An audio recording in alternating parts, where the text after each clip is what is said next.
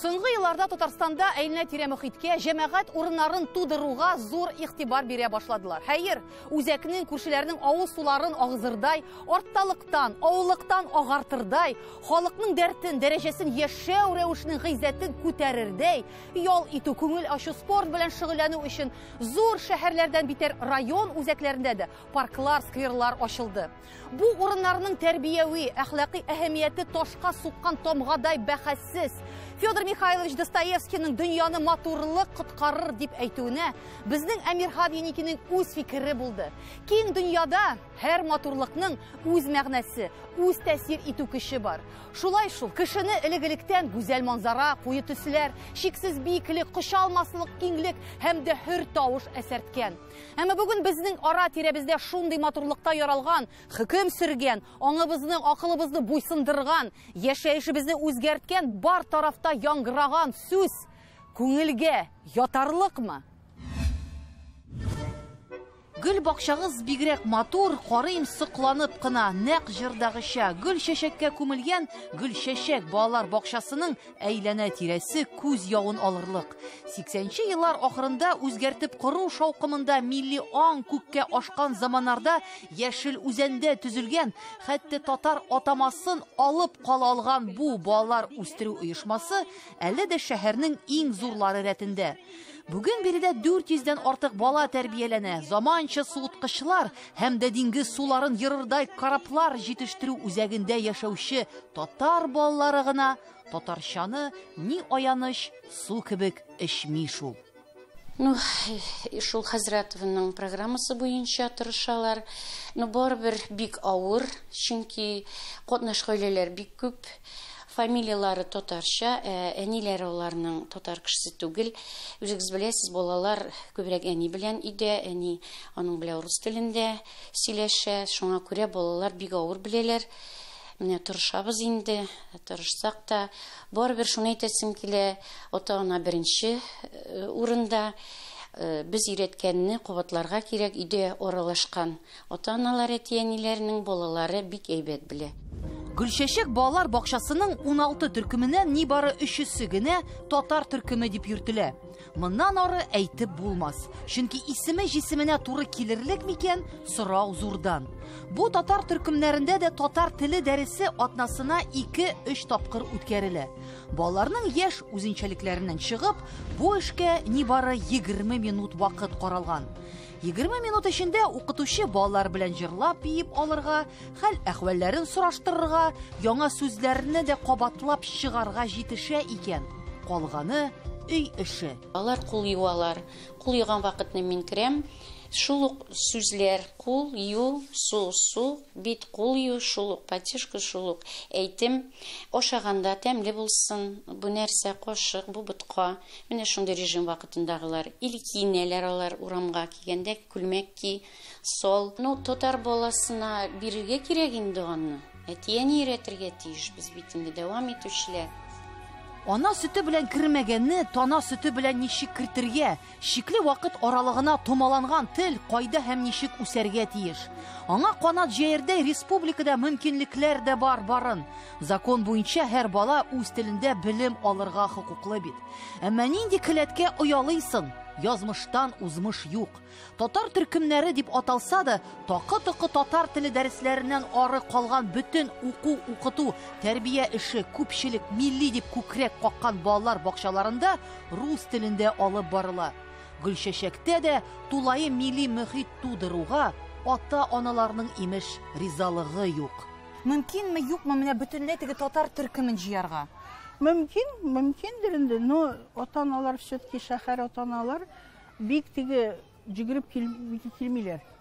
Авыл җирендә, наверное, бу алар бит инде гариза язган. Алар үз теләкләрен инде белдергән. Менә просто по часам. Не постоянно, а по часам. Шуның өчен генә гариза бу. Теге атнасына 3 тапкыр 20 минутка без моңа риза.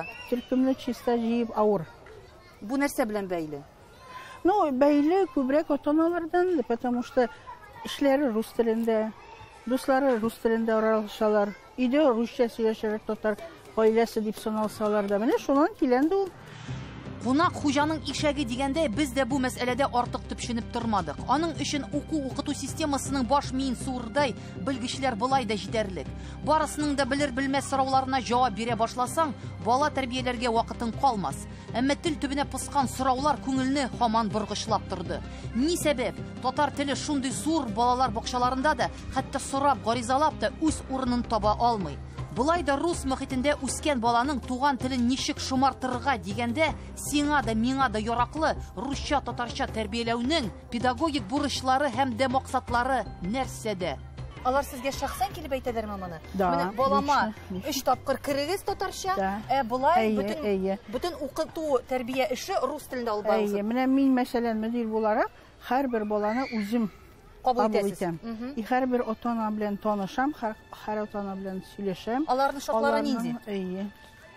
Татар теле кирсен, әмма тәрбия эше рус телендә булсынмы? Юк, менә 50%. Татар телендә булсын, рус телендә булсын. Чисто татарча бик аларны не очень. Дөресе ялганы белән булган мәгълүматкә дә күнәргә әзер, чөнки кызган фактлар булай да җитәрлек. Мәгариф министрлыгы биргән рәсми саннар район мәгариф идарәсе җитәкчелегенең башыннан сыйпарлык түгел шул. Казаннан нибары 30 чакрым ераклыкта урнашкан Яшел Үзән татар милли мәгариф өлкәсендә республика буенча иң түбән күрсәткечләргә ия. Мәктәпкәчә татар телендә белем бирү нибары 34% гына тәшкил итә. Бу районда яшәүче 3 баланың берсе генә татар теленә белем ала дигән сүз. Һәм бу белемнәрнең күләме чамасы да сокланырлык түгел. Гөлчәчәктә дә җырдагыча күз явын, күз буявы белән генә алырлык.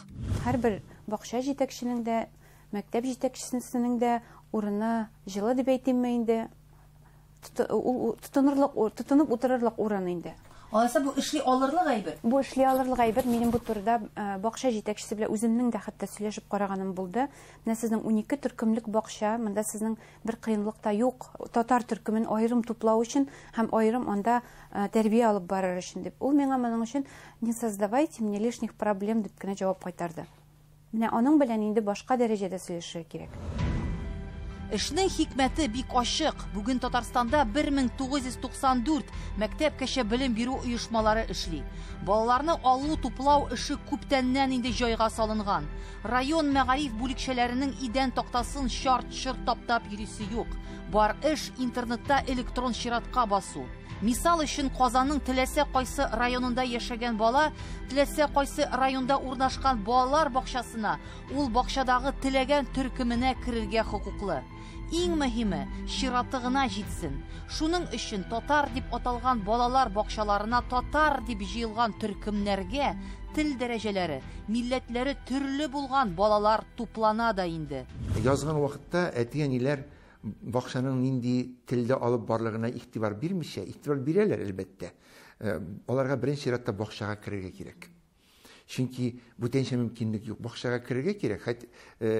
Күршедә генә рус бакчасы булса да, ул шуны сайлап ала. Әйтә, мин каршы түгел татарча укытырга, мин риза дип бик күп хатлар килә безгә, без аны карыйбыз, андый очрашулар да күп булды. Аннан соң килеп кергәннән соң әйтәләр инде, минем балам аңлап бетерми, әйдәгез бер бала аркасында тулы бер төркем русчага күчә башлый. Менә бу дөрес түгел. Төркемнәрдә татарча өйрәтү, аларны укыту, тәрбияләү инде әлбәттә тәрбиячедән тора. Җитәкчедән тора. Бик күп ишетәбез. Менә минем балам татарча белә иде, бакчага барды да, аннан соң русчага күчте дип. Бардыр. Әгәр дә булмаса, моны халык әйтмәс иде. Бар ул. Шуңа күрә бу шартларда әти-әниләр үз хукукларын саклый һәм яклый белергә тиешләр. Алар баралар җитәкчегә, бакча җитәкчесенә, әйтәләр, әйдәгез чиста татар телендә белем һәм тәрбия бирү төркемен туплыйк дип бергәләп. Туплыйлар һәм ул вакытта проблема юк. Таякның авыр башы кемгә төшкәне билгеле. Бүген балалар бакчалары ике ут арасындай. Бер яктан ата-аналар миллилек дип телгәлиләр, икенче яктан зачем нам татарский дип ярага тоз сибүчеләр дә әз түгел. Мәленә күрә, чарасы тулы канлы татар төркемнәрен, татар балалар бакчаларын эшләтергә базучылар санаулы. Моның өчен ихтияр көче генә җитми. Моның өчен бакча җитәкчелегенең үз үз сүзендә, үз максатында каты торуы мөһим. Бу нибары 120 балага исәпләнгән татар балалар бакчасы 2нче уку елына 160 бала кабул итәчәк. Бу татар теленә ихтияҗның иң үтемле күрсәткече түгелме? 2014 елда Казанда 2нче татар гимназиясе каршында бу милли балалар бакчасы ачылганда, аның төп эш принциплары инде билгеле була. Ул татар мөхитендә балаларны тәрбияләү, аларга киләчәктә татар гимназиясендә укуларын дәвам итә алырлык нигезле белем һәм тәрбия бирү. Гимназияның элеккеге директоры, мәшһүр педагог Камалия Хамидуллина ул вакытларны зур дәвамлы көрәшнең иң күркәм нәтиҗәсе дип искә ала. Чөнки балалар бакчасы ачылу татар теленең дәрәҗәсен яңа биеклеккә күтәрергә, ана телен оныта башлаган, хәтта кирәксенмәгәннәрнең күңелен яуларга ярдәм итте ди ул. Юк бит, битү ягына бара бит, бакчаларда бит, балалар, әле бит алар, гафу итегез, әнисенең итәгеннән генә төшкән балалар, алар бит хәзер мәктәпкә, әлбәттә бала рус телендә өйрәнгән икән, ул рус телендә укытыла торган мәктәпкә аны әтияни бирергә, чөнки бу яңадан да милли үзаң белән бәйле әтиянинең милли үзаңы белән бер нинди кимчелеге юклыгын без исбат иттек. Әмма мин бу сүз белән килешмим, кимчелеге юклыгын дип. Өстенлеген біз исбат иттек. Өстенлеген, менә мин сезгә әйтәм, шын инану белән әйтәм, өстенлекле. 8 ел дәврендә нинди генә законнар кабул ителмәсен, мәгъриф системасына нинди генә стандартлар үзгәрмәсен, бу балалар бакчасы беренчел ниятенә тугры булып калды. Башкалар кебек үк шул ук үзгәрешләрне кичергән, шул ук бер системада кайнаган, шул ук тикшерүләрне даими рәвештә узып түзеп торган уку йорты кебек. Бала татар телен белми дип әйтсә ата-анасы. Һәр телне өйрәнергә була. Балалар бакчасы телләр өйрәнү өчен сенситив период булып тора. Ул теләсә нинди телдә мөхит булган очракта сөйләшергә өйрәнә ала. Димәк, сезнең андай менә очракларыгыз булдымы? Андай очраклар булды. Катнаш гаиләдә тәрбияләнүче балалар була. Бер татарча да белми торган. Бер гаилә безнең килде, бөтенләй әти-әнисе дә рус гаиләсеннән иде. Инде алар өчен төп фактор балалар бакчасының йорт белән якын булуы иде. Алар инде немецчә булса да, французча булса да, татарча булса да безгә барыбер бакчага гына килик дип. Һәм менә безнең үзебезнең дә исебез китте инде. Бу безнең өчен үрнәктә булып торды инде башка балаларга күрсәтү өчен. Рус телле бала бакчадан чыгып киткәндә матур иттереп инде бөтен театр фестивальләрендә, конкурсларда катнаша торган, татарча сөйләшеп өйрәнеп чыгып китте. Яртылаш татарча, яртылаш русча сөйләшү инде ул бер телдә дә рәтләп сөйләшмәү бит инде ул килеп чыга. Я инде син сөйләш татар телендә, я инде сөйләш син рус телендә. Шәһәр мөхитендә тәрбияләнгән балалар өчен рус теле проблемасы юк бит инде ул. Алар барыбер барсы да рус телендә сөйләшә белеп киләләр. Татар теле менә безнең яклауга, өйрәтергә мохтаҗ. Тел өйрәнгәндә балаларны тулысынча тел мөхитенә чумдырып өйрәнү технологиясе яхшы нәтиҗә бирә. Ягъни ул русча полный погружение в языковую среду. Баланың беренче теле рус теле икән, өйрәтү процессында рус телен беренче этапта минимум калдырып, әкренләп тулысынча телгә, тел мөхитендә өйрәтү генә бик тиз һәм яхшы нәтиҗә бирә. Сезнеңчә ул тел мөхитенә чумдыру дигән нәрсәне, төшенчә нәрсәне аңлата? Ягъни беренче этапта әгәр балалар аңламыйлар икән, мәсәлән татарча сөйләмне беренче этапта рус сүзләрен минимум кулланып, хәрәкәтләр, жестлар, мимика, демонстрация, рәсемнәр ярдәмендә сүзнең мәгънәсен ачыклау, ул атала инде беспереводная семантизация дип, ягъни бала төшенчәләр белән икенче телдә танышканда, ул аны беренче телендәге сүзне тәрҗемә итеп түгел, тулысынча шул сүзне икенче телдә кабул итеп алуы турында сүз бара. Укытучыларга бик яхшы таныш булган, татарча да яхшы бел, укыту методик комплекты авторы Рүзәлия Нигъматуллина беренче белгечлеге буенча чит телләр укытучысы.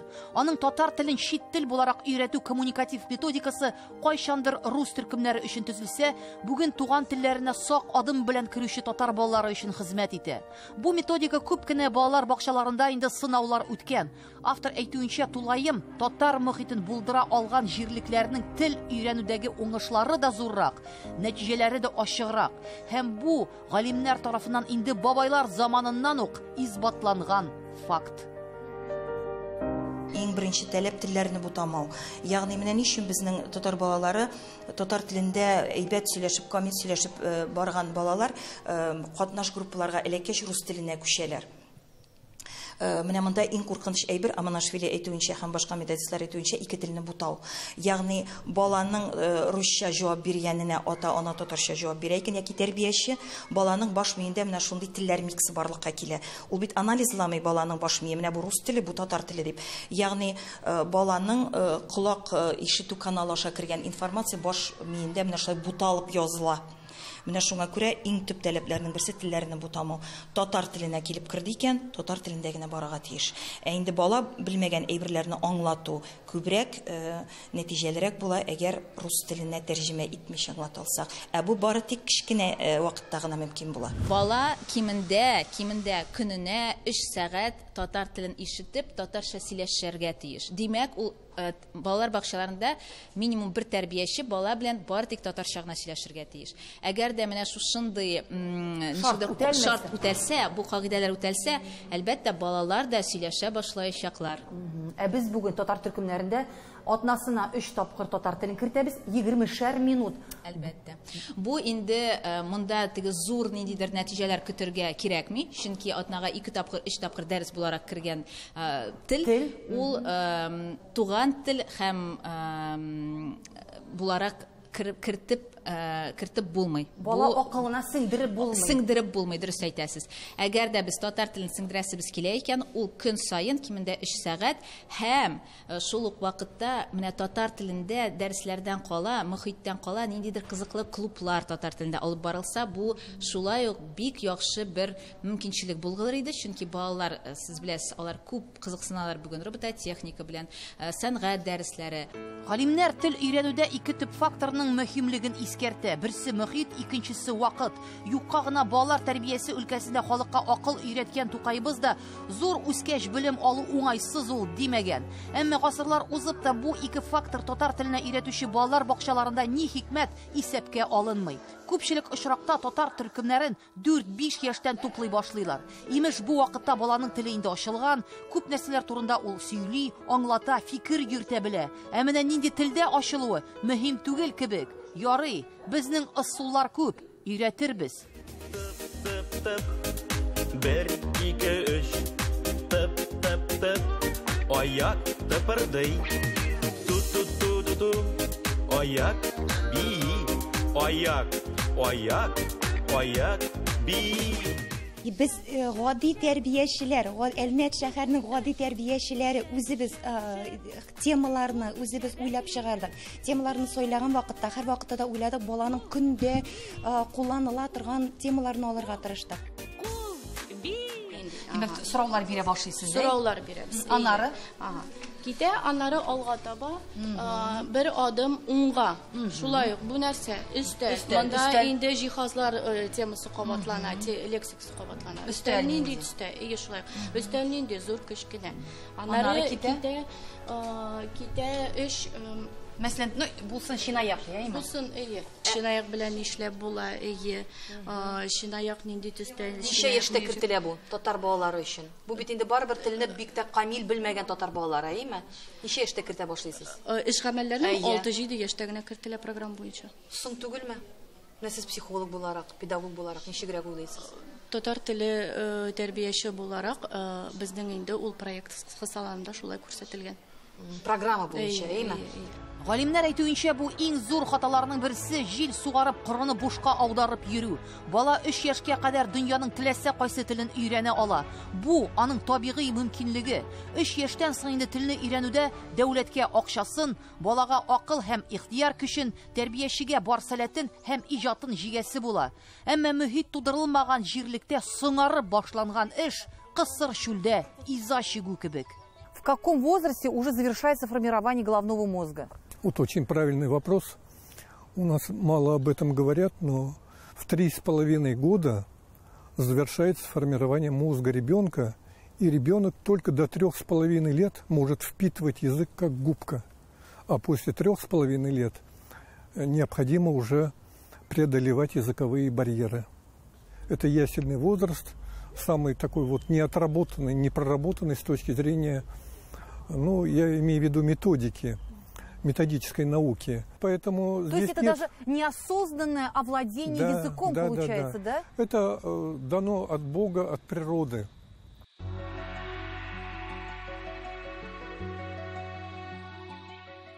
Һәр халык үз язмышын үзе тарткан заманда дөньяның безне шулай биеткәне әле тарихта улып калыр, әле моңга уралыр, әле бер гыйбрәт, бер сабак булыр.